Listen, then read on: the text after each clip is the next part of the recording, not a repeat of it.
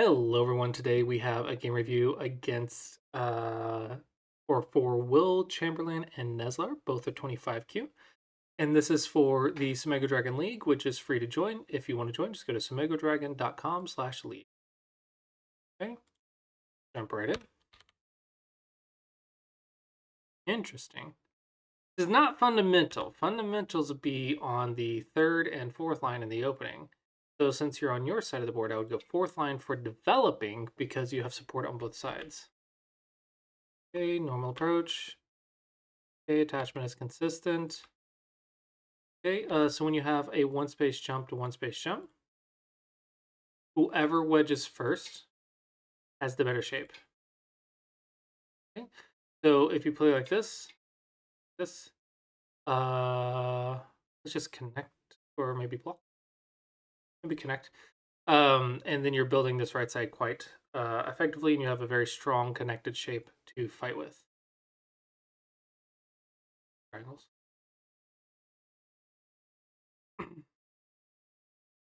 This is a little bit awkward because now when white pushes, you have two cutting points. It doesn't really help your position. White, do be careful.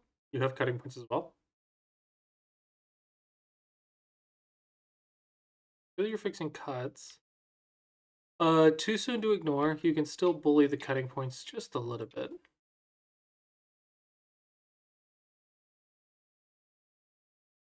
Probably something along these lines is possible. You could also play here with the intent to sacrifice number 5 in order to get the 2 stones. So white will not let that happen, and now you can actually get the outside. This is known as the double hane or the double bend. What you're doing is you are taking advantage of these 2 stones' low liberties or low lifelines. Uh, okay. All right, so black. First thing I would tell you is that you need to learn some opening patterns. I recommend a video I have. I think I just put it. Okay, I think it's going to be in the next Mega Dragon update. Let me go to version test. I'll show you where it is. And if it's not, you can ask me for it as well, or ask just in Discord. People will show you. But it is a lecture video that I did that talks about the opening corner patterns that I recommend you start with. So, okay, so this is the look I'm going to try out next and get feedback on. The videos button right here will open this. And then right down here, you will see this is a playlist of lectures, and it's the very first one, the Use These video. This is learning your first Joseki, and Joseki just means corner patterns. So this is learning your first corner patterns. This is... Oh, go away.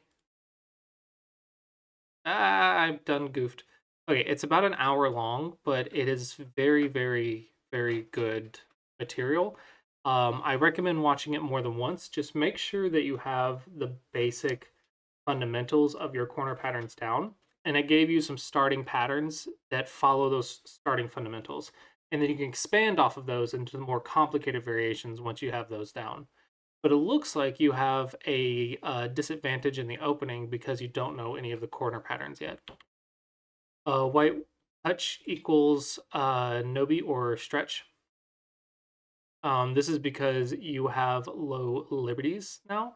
So because your lifelines or liberties are so low, you can be bullied a little bit. So you don't want to be bullied more than you have to be. Wedge is interesting. But white, you are not fixing your cutting points. This is going to get you in a lot of trouble. I think you might just straight up die. Cutting point right here, though, but that doesn't work. But there's a double Atari now. Doesn't quite die, but really close to death. Yep, good by black. Black, I think your fighting is probably your strong point because your opening is missing a lot of things, so maybe your fighting is good.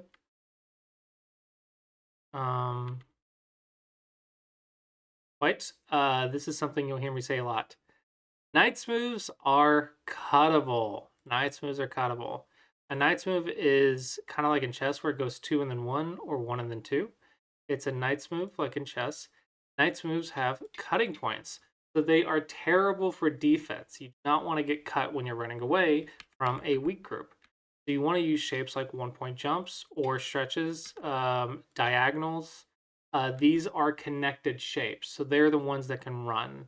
You can use a one-space jump this way as well, but I think the direction you want to run is to your friends.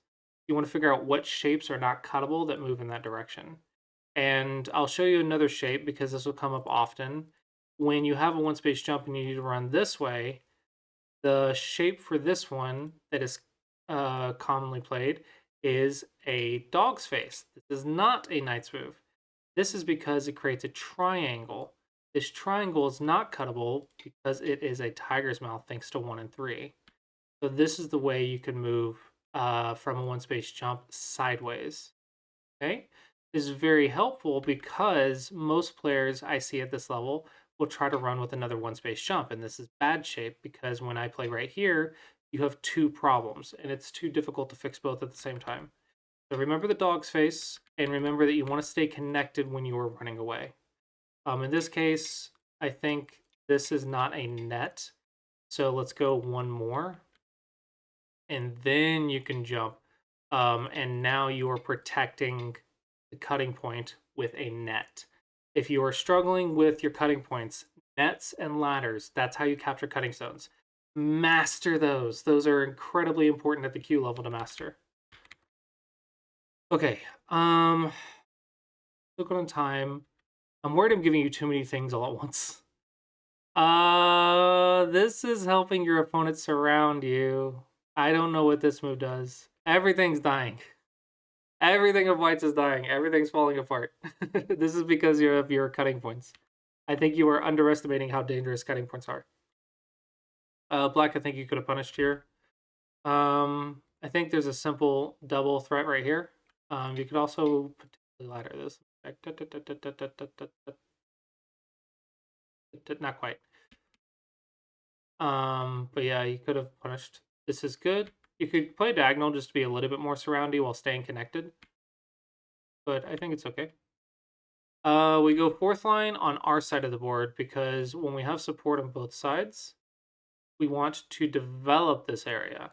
And 4th line is for developing, 3rd line is for settling. So we want to develop this area because star points want to develop. They don't want to settle. The star points want to get this big section right here, not that.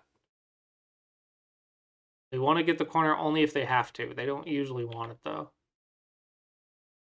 Okay, I don't like this. This is a bad habit. You played elsewhere. You said, I don't care about this. So now Black has attacked it. Now you're saying, I do care about it. If you cared about it, then don't leave it in the first place. Run away. Run away.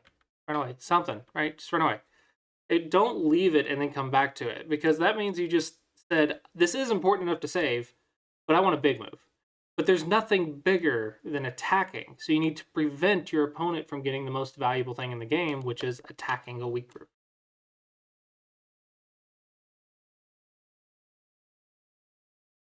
Black, I like that you're checking cutting points, but the 1-point jump is not cuttable 90% of the time. So if you can't cut it, don't try. Instead, what you want is you want to gain points while your opponent's trying to live. Like, let them live, yada, yada. You live. I'm going to be making all this cash while you're trying to live, okay? You try to live, and then I'll go down here. And then I'll start making cash down here. While you're trying to live, I'm going to start making cash. Okay, and I'll make cash down here. And then I'll make cash down here. Like, just keep making cash while your opponent's running away. That's how you attack properly. That's how you win the game, is you get Sente or cash while keeping the initiative. Cash being territory. This is 4th line. I don't think you can develop bottom side since there's so many white stones. So I think if I was to play on the bottom, I think I would play an approach or I would play a 3-3. Touch equals Nobi until single digit Q. Nobi being stretch, like touch, stretch. Until single digit Q, you need the liberties. You need these lifelines. Otherwise, cross cuts, and you are flipping a coin on who dies. one of you are probably going to get in a lot of trouble and probably mess up a life and death problem. So you're like, boop. Oh, I died. Crap. That's how it happens. That's just you. Someone flips a coin and something dies. Not always, but that's typically what I see in these games. Hey, look, you died. Oh, wait, misplayed a net. Okay, so make sure that your nets, this is more net problems on Tsumego Dragon. Make sure your nets cannot be escaped. So in this case, the one you wanted was a ladder, because the ladder is not escapable. This is because you have to watch the lifelines on the groups, on the stones that are netting. Gotta watch those liberties. Okay. But yeah, we did lose a stone. We didn't need to lose this. This is about 15 points right here. You do get 10 points on the outside, so maybe a negative 5-point exchange in theory, because it's all theoretical. But we'll see how it goes. Stop trying to cut 1-point jobs. 1-point jobs are not cuttable. Just make some cash. Threaten, and then make cash. And then make cash. Let them run away, and then make cash. Make cash. They have to get the eyes. Don't you worry about them. Their problem is to get the eyes, right? You just make cash while forcing them to live. That is what you want. Don't try so hard to kill. Okay, this is where my job as a teacher gets difficult. I have to judge at what point is too much. So I think I'm going to try to find one more thing to teach you guys. And I think I'm going to focus on this life and death problem. I'm going to see if there's anything interesting that happens in the life and death problem.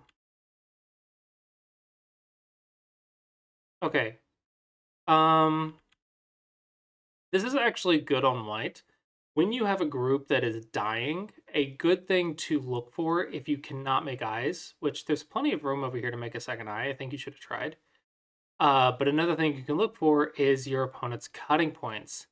Sometimes it is very powerful to live through your opponent's cutting points if you can. It does require some good reading, so you'll have to do a lot of go problems.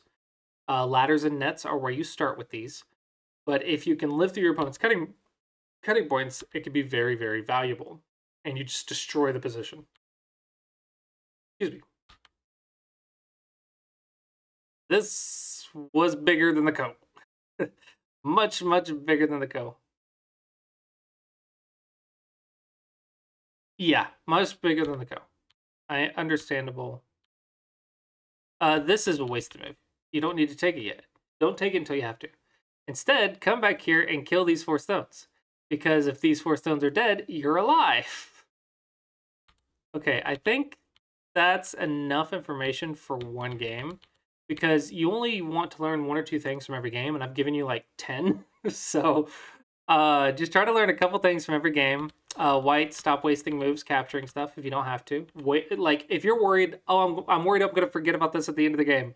Well, you deserve to lose if you forget because that's a learning experience. Okay, you have to learn how to not forget by trusting yourself, trip a couple times, and then try to increase your awareness. But it is your job not to forget. It is not about wasting moves and never improving. Okay, so you have to just trust yourself and make yourself improve. Hold yourself to the higher standard and then slowly meet that standard. You're not going to beat it on the first or second try, but hit a standard that you are capable of hitting, but you are likely going to struggle with, and then practice, practice, practice until you meet that standard and then raise the bar a little bit. And you're always chasing the next standard of things you are capable of, but maybe you struggle with. Okay, that is what you're doing, is you're sharpening your sword. You have a sword, but you need to sharpen it with practice. Okay, you need to sharpen it with practice. I think that's enough for one game. Hopefully you both found it helpful. Probably I would recommend watching this video again in maybe 3 days after you practice a couple of the concepts. Watch it again in 3 days, and then try to just get a refresher and then practice it again. And I think that'll be plenty from this game, plenty to learn, and we don't need to master the game from one time of playing. So hopefully you both found this educational helpful, and I will see you guys next time.